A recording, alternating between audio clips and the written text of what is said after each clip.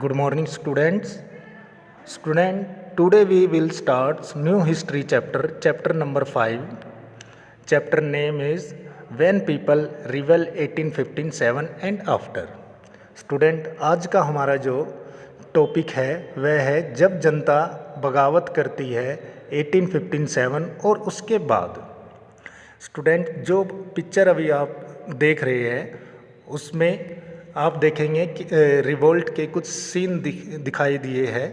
ठीक है, तो स्टूडेंट 1857 में हमारी कंट्री में पहला रिवोल्ट हुआ था, वो भी इंडिपेंडेंस के लिए। 1857 के रिवोल्ट में के बाद इंडिया की जो हिस्ट्री है वो चेंज हो जाती है।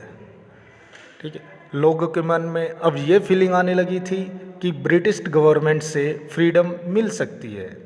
तो स्टूडेंट, हमें अब ये पता लगाना है कि ये रिवोल्ट क्यों हुआ था और इसके होने के क्या कारण थे। हमारा पहला पॉइंट है policies and people. The policies of the company were affecting king, queen, peasants and the sipahi. Sipahis का मतलब यहाँ पर आता है बेटा सिपाही, यानी कि सोल्जर। स्टूडेंट, ब्रिटिश गवर्नमेंट की जो पॉलिसीज़ थी उन पॉलिसीज़ का किंग, क्वीन, पीजेंट्स एंड सिपाही इन सभी पर डिफरेंट तरीके से इफ़ेक्ट पड़ा था। उनकी जितनी भी पॉलिसियाँ थी उनका इन लोगों के ऊपर बहुत बुरा असर हुआ था। हमारा सेकंड पॉइंट है नवाब लूज देयर पावर। नवाबों की छिनती सत्ता। The power and authority of Indian kings started deteriorating due to the policies of Britishers such as appointing of residents, doctrine of lapse, etc. Student, 18th century में kings और नवाबों की जो power थी वो British government उनसे धीरे धीरे छीन रही थी। उनकी पावर्स और रिस्पेक्ट दोनों ख़त्म होते जा रहे थे। बहुत सारे किंग्स के दरबार में एक ब्रिटिश ऑफिसर को सेलेक्ट कर दिया गया था जिसे रेजिडेंट कहते हैं। राजाओं को और नवाबों को अब टैक्स कलेक्ट करने के राइट्स धीरे धीरे छीनते जा रहे थे। ठीक है, और यहाँ पर आप दो पिक्चर देखेंगे, वेस्ली और डलहौजी। बेटा, डलहौजी ने लैप्स की नीति अपनाई थी। लैप्स की नीति आप जानते हैं क्या होती है? लैप्स की नीति वो नीति होती है अगर कोई किंग विदाउट सन मर जाता है तो उसके जो टेरिटरी है उसको ब्रिटिश गवर्नमेंट के अंदर मिला लिया जाता है। तो इसमें कुछ लोकल जो किंग्स थे जैसे कि झांसी की रानी और नाना साहेब पेशवा। ठीक है बेटा, जो नाना साहेब पेशवा थे इनके पुत्र थे जो तात्या टोपे, वो भी एक अडॉप्टेड सन थे। और जो झांसी की रानी के जो हस्बैंड थे जिनका नाम बाल गंगाधर तिलक था, उनकी भी कोई संतान नहीं थी और उन्होंने भी एक बच्चे को अडॉप्ट किया था। तो जो लैप्स की नीति थी उसके अकॉर्डिंग जो ब्रिटिश गवर्नमेंट थी वो उन टेरिटरी को ब्रिटिश गवर्नमेंट के अंदर मिला देती थी। तो किंग ऑफ झांसी और ये नाना साहेब ने ब्रिटिश गवर्नमेंट से निवेदन किया कि वो उनकी टेरिटरी को ब्रिटिश गवर्नमेंट के अंदर ना मिलाए। हमारा थर्ड पॉइंट है द पीजेंट्स एंड सिपाही, यानी कि किसान और सिपाही। Peasants were burdened with heavy taxes. Students, गांव में किसान और जमींदारों से बहुत ज़्यादा टैक्स लिया जाता था जिस कारण वे लोग बहुत परेशान रहने लगे थे। आपने लास्ट चैप्टर में पढ़ा होगा कि वहाँ पर परमानेंट सेटलमेंट और रेतवारी और मालवारी, ये जो पॉलिसियाज थी ये भी ब्रिटिश गवर्नमेंट के द्वारा चलाई गई थी। Lands were taken away from them due to non payment of tax.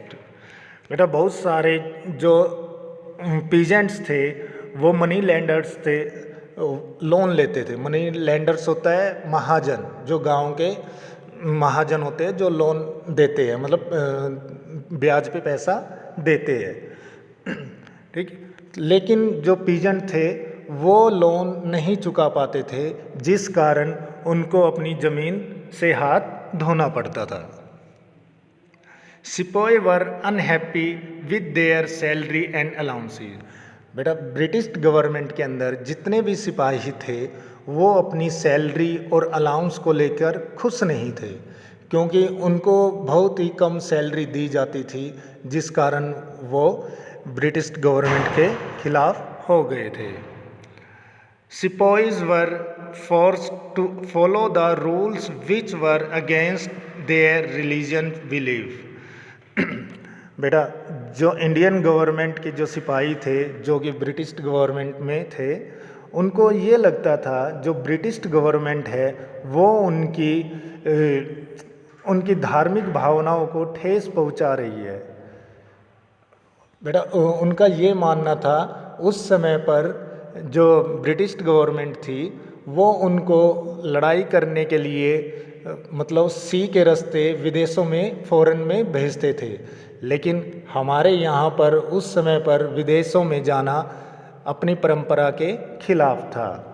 तो बेटा जब बर्मा बेटा आज की डेट में हम उसको म्यांमार बोलते हैं, बर्मा में जब युद्ध चल रहा था तो ब्रिटिश गवर्नमेंट ने इंडियंस को वहाँ पर युद्ध के लिए भेजना चाहते थे सी के रास्ते, यानी कि समुद्र के रास्ते, लेकिन उन्होंने इस सी के रास्ते जाने से रिफ्यूज़ कर दिया था। और उन्होंने ब्रिटिश गवर्नमेंट को ये कहा था कि हम पैदल बर्मा चले जाएंगे लेकिन सी के रास्ते नहीं जाएंगे, जिससे ब्रिटिश गवर्नमेंट थी वो नाराज़ हो गई थी और उन्होंने बहुत सारे सिपाहियों को जेल में डाल दिया था। रिस्पॉन्स टू रिफॉर्म, सुधारों की प्रतिक्रिया है। बेटा ब्रिटिश गवर्नमेंट जो थी अब उनको ये लगता था कि इंडिया में कुछ सुधार किए जाने चाहिए। तो British provided Sati and past window remarriage act. बेटा हमारे कंट्री में स्टार्टिंग में बहुत सारी कुप्रथाएँ थी, यानी कि बुरी प्रथाएँ थी, जैसे कि सती प्रथा। सती प्रथा क्या होता है बच्चों? सती प्रथा होता है कि जब किसी वुमेन्स का हस्बैंड मर जाता था तो उसको उसकी डेड बॉडी के साथ ही जिंदा जला देते थे।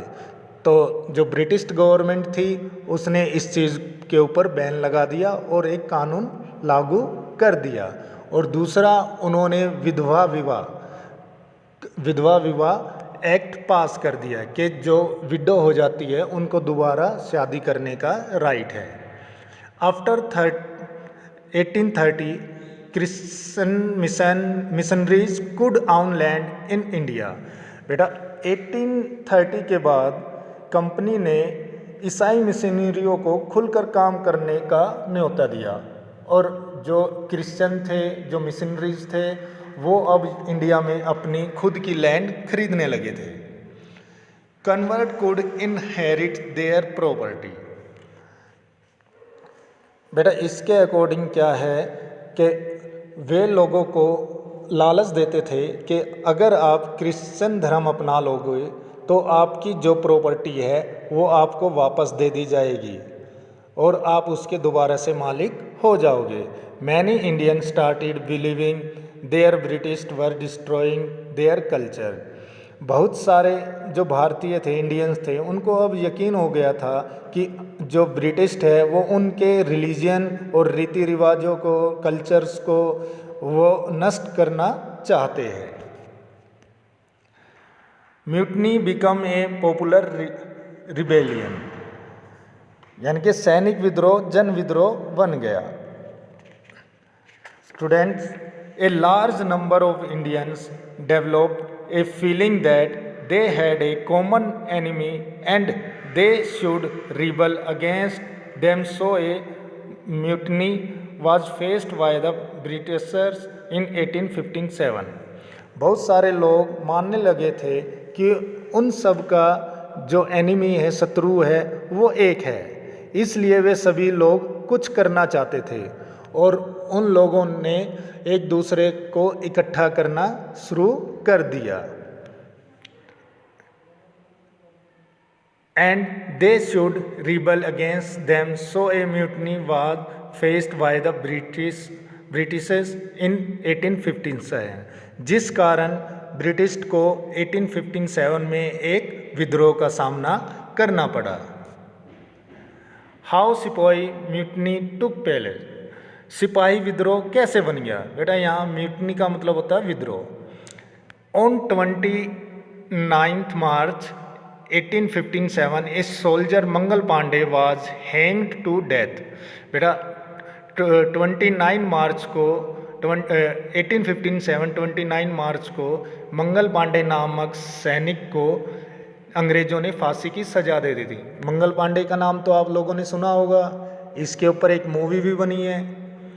ठीक है, तो sipahi at Meerut refuse to use the for grease fat grease cartridge, so 85 sipahi were sentenced to 10 years jail of 9 May 1857। बेटा मेरठ के छावनी में कुछ सिपाहियों ने एक कारतूस को इस्तेमाल करने के लिए मना कर दिया गया था। बेटा कारतूस क्या होते हैं पता है आप लोगों को? जब हम गन चलाते हैं तो उससे पहले उसके अंदर कारतूस डालते थे। ठीक है, लेकिन हम जो इंडियन गवर्नमेंट इंडियन जो सिपाही थे उनका ये मानना था जो बुलेट है, बुलेट के ऊपर सूअर और गाय की चर्बी लगी होती है, यानी कि फैट लगा होता है, और उसको पहले मुंह से काटना पड़ता था, जिस कारण उनका धर्म भ्रष्ट हो रहा था। और उन्होंने जब ये रिफ्यूज़ किया कि हम ये जो बुलेट है यूज नहीं करेंगे, तो 1815 sipahi were sentenced to 10 year jail on 9 May 1857। तो बच्चों 85 जो सोल्जर्स थे उनको उन्होंने 10 साल के लिए जेल में डाल दिया। और कब डाला गया? 9 मई 1857। अब देखो आगे, on 10 May the soldiers mutinied and release the imprisoned sipahis, they declared a war against Firangis. बेटा 10 मई को जो सोल्जर थे जिनको जेल में डाला गया था उन्होंने उनको पहले रिलीज करवाया गया, फ्री करवाया गया। उसके बाद जितने भी सिपाही थे उन्होंने अंग्रेज़ों के खिलाफ युद्ध की घोषणा कर दी। यहाँ फिरंगी का मतलब होता है अंग्रेज़। ठीक है, थैंक यू बेटा, उम्मीद है कि आपको इतना समझ में आ गया होगा। ठीक है, बाकी हम अगले वीडियो में पढ़ेंगे। थैंक यू बेटा।